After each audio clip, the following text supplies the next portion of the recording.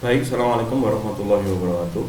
Pada pertemuan kita kali ini, kita akan membahas tentang materi sapring. Ya, jadi sapring ini bagian dari ring ya. Jadi mirip kayak di grup kemarin. Kalau grup itu kita punya bagiannya ada subgroup, kalau di ring bagiannya ada sapring.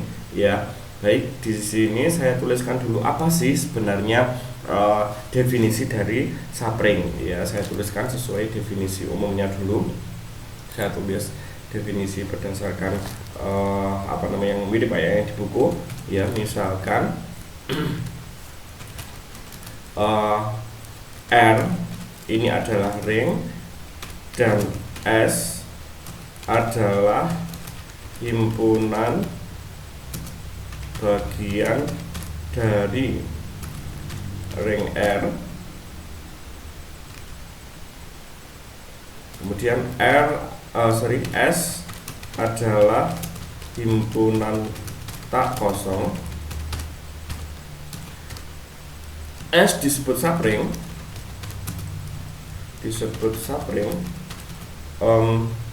dari R jika S merupakan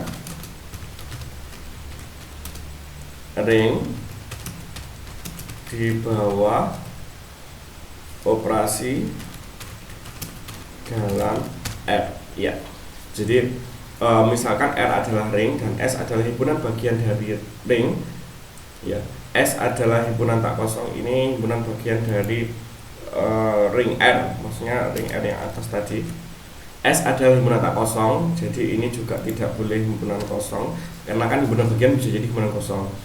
S disebut sapring dari R jika S merupakan ring di bawah operasi dalam R. Jadi kalau kemarin kan anggap syaratnya ada 8 kalau berdasarkan definisi. Jadi ada 8, kita juga membuktikan S itu juga ring pada operasi yang sama. Kalau operasi penjumlahan dan perkalian ya operasi penjumlahan dan perkalian. Kalau ada operasi yang lain ya operasinya yang lain. Intinya S itu harus operasinya sama pada R. Ya, kalau mau membuktikan S itu ring berarti kan ada 8 toh ya. Nah, ditambah 2 apa? Ditambah 2 yaitu dia harus himpunan bagian dari ring R dan S tidak kosong. Jadi praktis kalau saya jumlahkan, kalau kita membuktikan ada sekitaran 10 ya, ada 10 syarat ya, itu syarat dari sapring kalau berdasarkan definisi. Baik, kalau misalkan saya ambil contoh sekarang, contohnya misalkan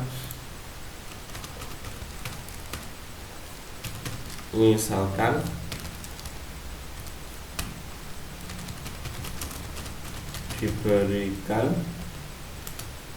misalkan ada Hi, kemudian bilangan apa aja? Hi pada operasi penjumlahan dan perkalian adalah ring. Buktikan apakah, sekarang kita mencoba membuktikan apakah Z, coba ya, Z pada operasi penjumlahan dan perkalian merupakan ring. Nah, misalkan diberikan Q pada operasi penjumlahan dan perkalian adalah ring, jadi ini anggaplah sudah diketahui. Kita akan membuktikan apakah Z pada operasi penjumlahan dan perkalian merupakan ring. Nanti buktikannya gimana? Buktikannya kalau kita menggunakan definisi ya berarti kita membuktikan sebanyak 10. Gak apa-apa, kita mencoba nanti membuktikan kira-kira bentuknya seperti apa, begitu ya. Baik, syarat yang pertama tadi apa? Syarat yang pertama aja. Syarat yang pertama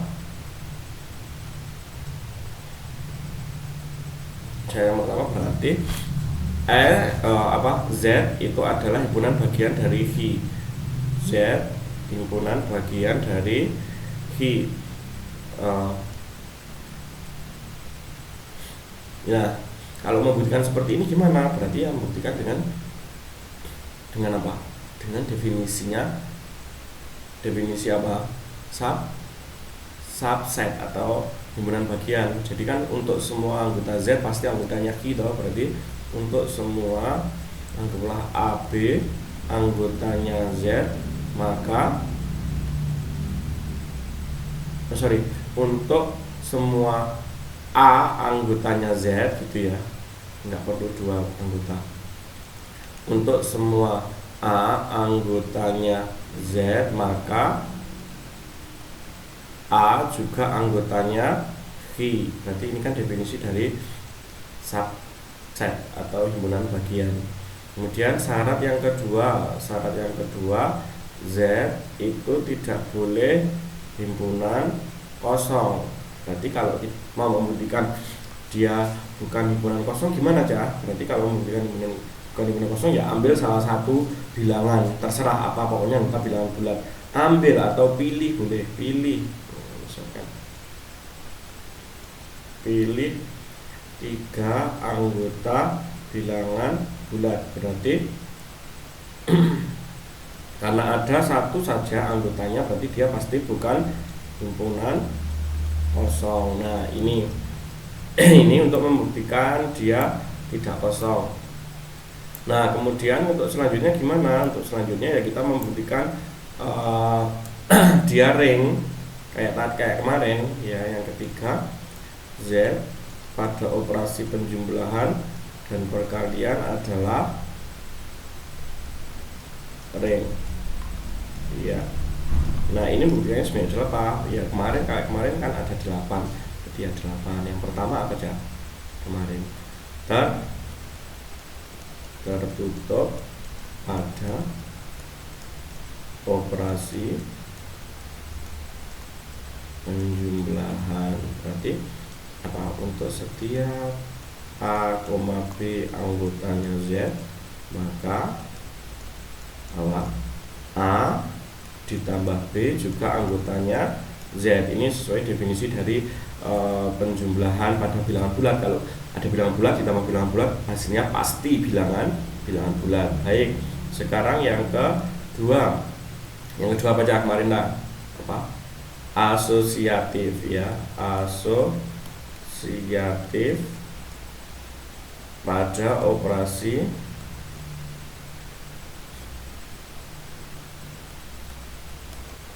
penjumlahan. Ini juga sama kan, untuk setiap A, B, C adalah anggota bilangan bulat, maka A ditambah B ditambah C sama dengan apa? A ditambah B plus C. Baik, ini syarat yang kedua ya. Kemudian syarat yang ketiga apa Cak? Asosiatif. Setelah asosiatif apa ya kemarin? Apa? Identitas ya. Identitas pada operasi penjumlahan. Identitasnya kira-kira apa? Kalau kita menjumlahkan seluruh bilangan berapa kira-kira? Kalau semua bilangan bulat itu kalau dijumlahkan sesuatu hasilnya bilangan bulat itu sendiri, kira-kira apa identitasnya? Berarti mau tidak mau kan 0 ya. Ya, ada 0 gini. Ada 0 anggota bilangan bulat ya untuk setiap A anggota bilangan bulat, sedemikian sehingga A ditambah 0 sama dengan A sama dengan 0 ditambah A ya. Berarti kesimpulannya apa? Dia punya identitas penjumlahan ya. Itu. Kemudian syarat yang keempat. Nah, syarat yang keempat berarti apa aja kemarin? Inverse ya, inverse penjumlahan.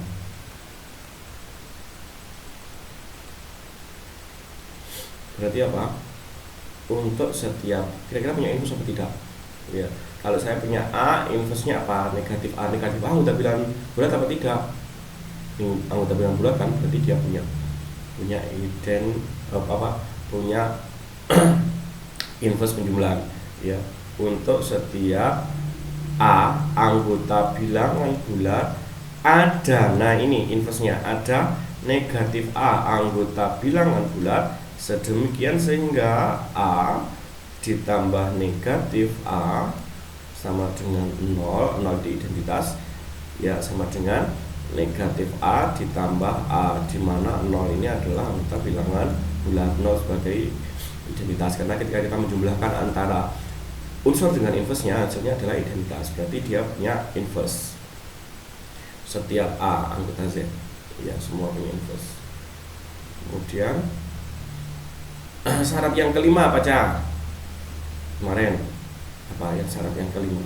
Syarat yang kelima apa? Ini jangan dibuka lagi. Ini kan grup, berarti grup apel, berarti komutatif pada operasi penjumlahan. Komutatif pada operasi penjumlahan. Untuk setiap A, B anggotanya bilangan bulat, maka A plus B sama dengan B plus A. Baik, syarat yang kelima terpenuhi. Syarat yang keenam sekarang. Apa syarat yang keenam? Sama dengan yang kemarin, berarti tertutup. Nah, sekarang tertutup pada operasi perkalian. Tertutup pada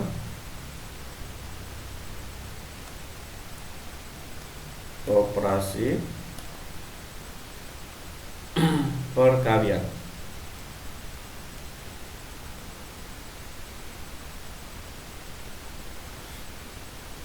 Untuk setiap A, B anggota bilangan bulat, kalau kita mau mengalihkan ada dua bilangan bulat, hasilnya kan juga bilangan bulat saja, berarti A dikali B juga anggota bilangan bulat, berarti dia maknanya tertutup. Kemudian yang ke-7 ya, asosiatif pada operasi perkalian.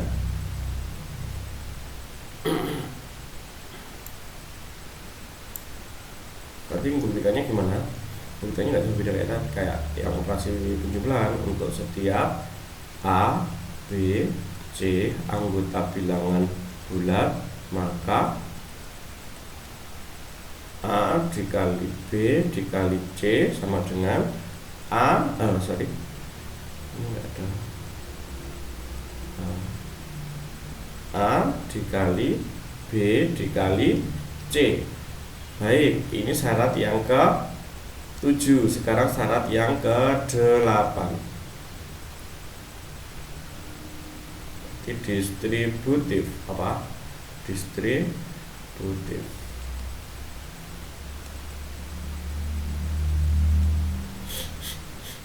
Yang pertama, distributif kiri.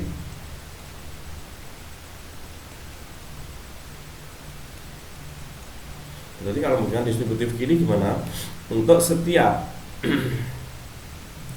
A, B, C anggotanya bilangan bulat, maka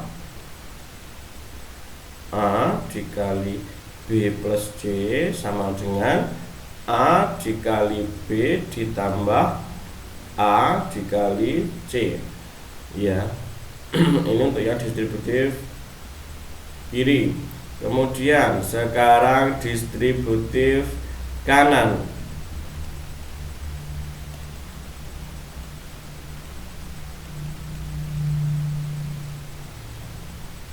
Untuk setiap A, B, C anggotanya Z atau anggota bilangan bulat, maka apa ya? Maka A dikali B plus C sama dengan A dikali B. Ini distributif kanan itu yang mungkin di kanan ya, kok sama kayak atas. A ditambah B dikali C sama dengan A dikali C ditambah B dikali C. Ya, baik, sekarang dari 1 sampai 8 dia kan berarti ring ya. Jadi dari A sampai H Z pada operasi penjumlahan dan perkalian adalah ring. Nah, kalau dia ring, kesimpulannya dari awal apa? Kesimpulannya dari yang atas tadi. Kesimpulannya dari yang ini. Nah, mulai dari awal nomor 1, nomor 2, nomor 3, berarti kesimpulannya dia adalah subring. Jadi apa? Jadi dari 1 sampai 3 Z pada operasi penjumlahan Z adalah itu aja ya, Z